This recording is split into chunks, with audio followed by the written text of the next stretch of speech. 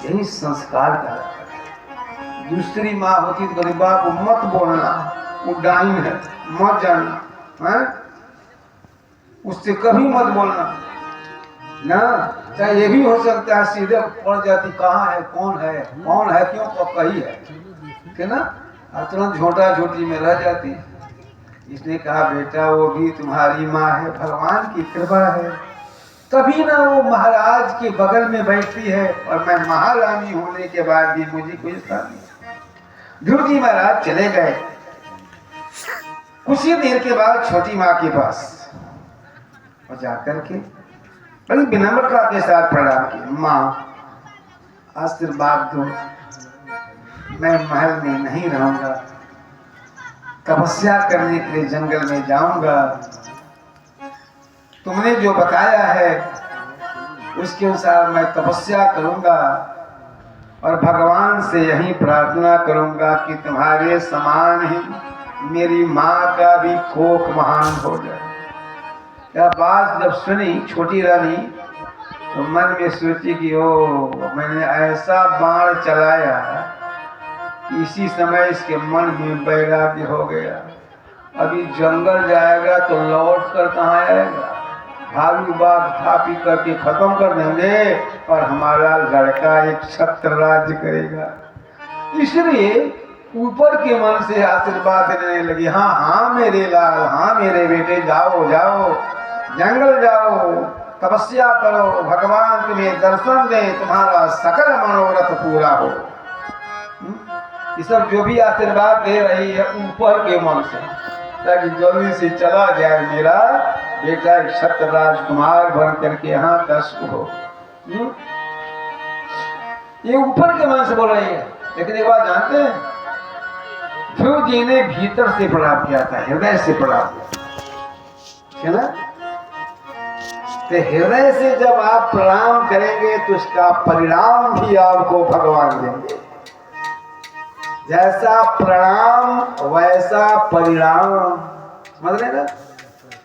आजकल तो ऊपरे ऊपरे बाबा प्रणाम, ऊपरे ऊपरे प्रणाम, ऊपरे ऊपरे आशीर्वाद दिया करके हर हा पार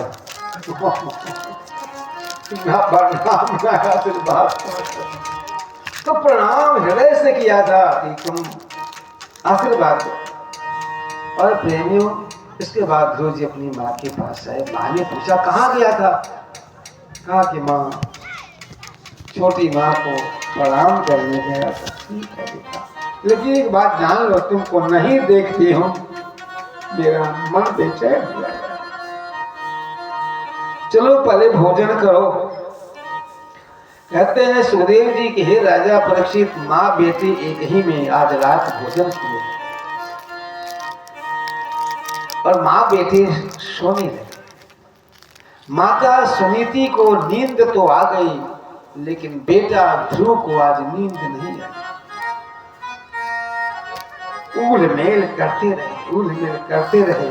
धिक्कार है मुझे, जिस माँ की कोख से मैं पैदा हुआ तो मेरी माँ अभागनी की जिंदगी इस महल में रहकर बिता रही है। जैसे ही आधी रात का समय हुआ, ध्रुव जी ने चुपचाप बिछावन को छोड़कर दरवाजा खोल दिया और दरवाजा खोल करके उस राज्य को छोड़ करके जंगल की ओर जो रास्ता जाता था वही रास्ता पकड़ करके चलना पड़ा।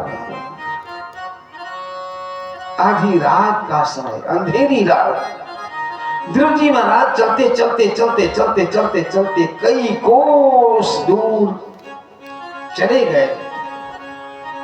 नन्हा सा यह बालक चलते चलते ध्रुव जी इतने थक गए कि रास्ते पर ही बेहोश होकर गिर गए। तब तक रास्ते पर ही गिरे रह गए जब तक सवेरा नहीं हो गया।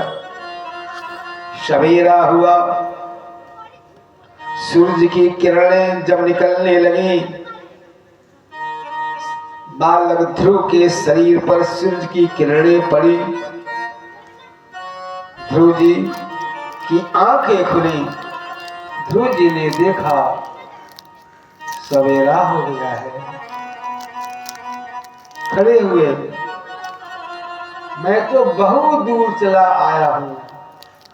जहां तक मेरी नजर जा रही है, आस पास दूर दराज तक कोई गांव, नगर, शहर नहीं दिख रहा। मैं कहां तक आया हूं, कहां तक जाना है मुझे पता नहीं। क्या करूं? कोई दिख भी नहीं रहा है जिससे जंगल का रास्ता मैं पूछूं। अब यही सोच रहे थे, तभी तक भगवान की कृपा से देव ऋषि नारद बीड़ा बजाते हुए दिखाई पड़ गए। श्रीमन नारायण नारायण नारायण, श्रीमन नारायण नारायण नारायण,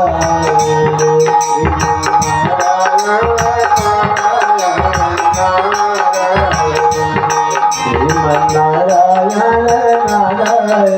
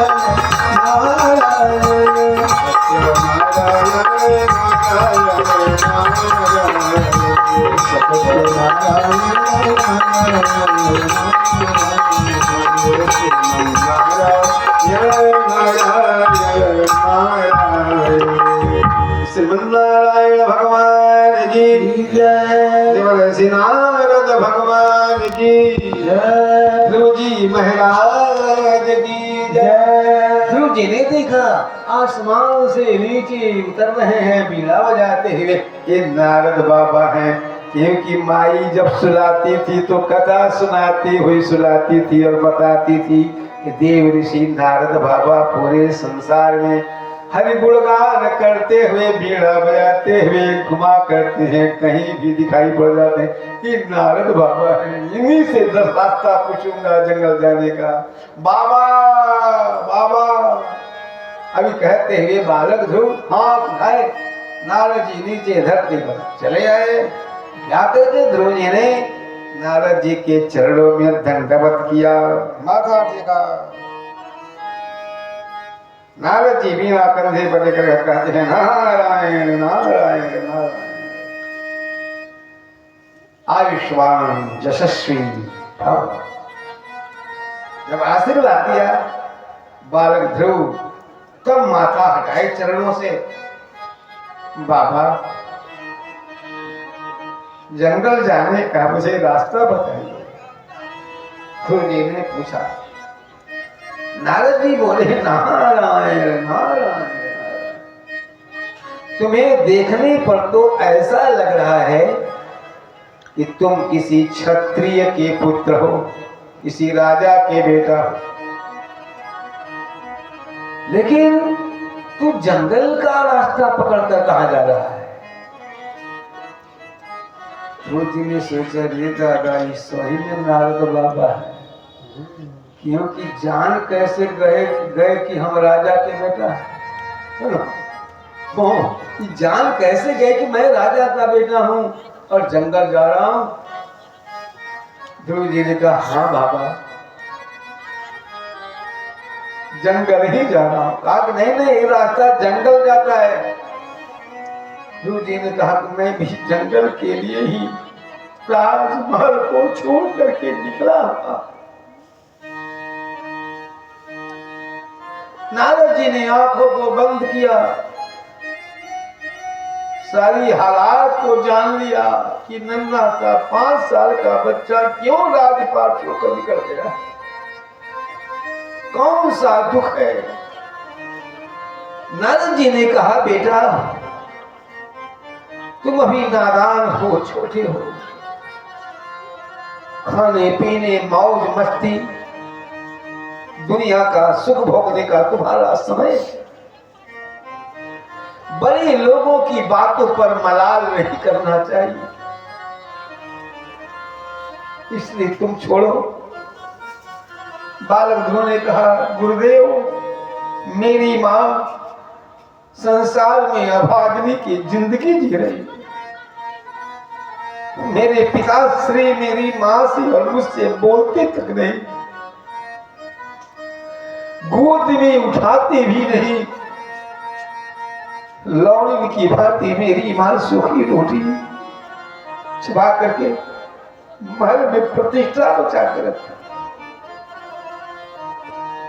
मेरी मां ने ही बताया कि संसार के दुखों का हरण करने वाला दीनानाथ जंगल में रहते,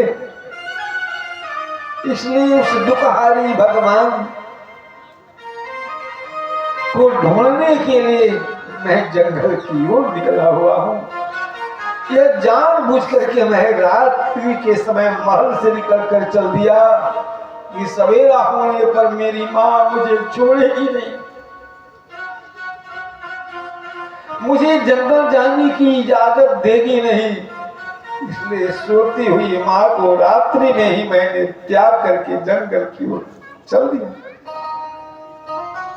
इसलिए मुझे कोई मंत्र दीजिए जिस मंत्र के प्रभाव से शीघ्र भगवान मुझ पर प्रसन्न हो जाए और मेरी मां के दुख को दूर करे। ध्रुव जी की इस बात को सुनकर दया आई नारद जी को,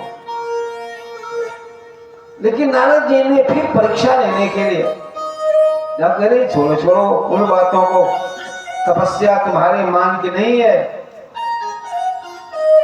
हजारों हजार साल बीत जाते हैं तो भी भगवान की झांकी नहीं मिलती, तुम दर्शन के फेरे में हो। उनको पाने के लिए शरीर को गला देना पड़ता है, सुखा देना पड़ता है, तब कहीं भगवान के दर्शन मिलते हैं। कहा कि जो कुछ भी होगा मैं करूंगा, मुझे मत बताइए, मार्ग बताइए। लेकिन नारद जी ने कहा नहीं नहीं, तुम्हारे मान की तपस्या नहीं है, इसलिए तुम छोड़ो और यहीं से लौट जाओ, है ना, यहीं से लौट जाओ, तुम आगे मत बढ़ो, खतरा है। ये परीक्षा ले रहे थे ना। जब नारद जी ने भड़काया कि तुम्हारे मान का नहीं है, आगे खतरा है, तो ध्रुव जी का जो हौसला बुलंद था, पहले हौसला धराशायी। ध्रुव जी हाथ जोड़कर बोले बाबा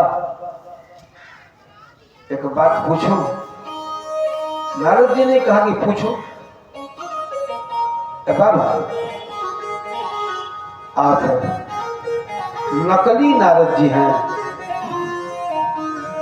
जब कहा नकली, तो नारद जी कहना है हमको तो नकली कहता है, हमको तो नकली कहता है। ध्रुव जी ने कहा हाँ, हमने तो सुना है कि जो असली नारद जी हैं संसार के सभी लोगों को भक्ति के मार्ग पर चलाते हैं, भक्ति करवाते हैं, भगवान से मिलवाते हैं, और मैं भक्ति करने के लिए निकला हूं तो आप भक्ति छुड़वा कर माया में फंसाते हैं। इसका मतलब कि आप असली नारद नहीं, हम फेरे में पड़ गए। अब नारद जी ने सोचा कि दादा ऐसे ऐसे दृढ़ संकल्प वाले भक्त तो मुझ असली को भी नकली बना देंगे। नारद जी हंसने लगे, हमारा बेटा नहीं नहीं, मैं नकली नहीं, मैं ही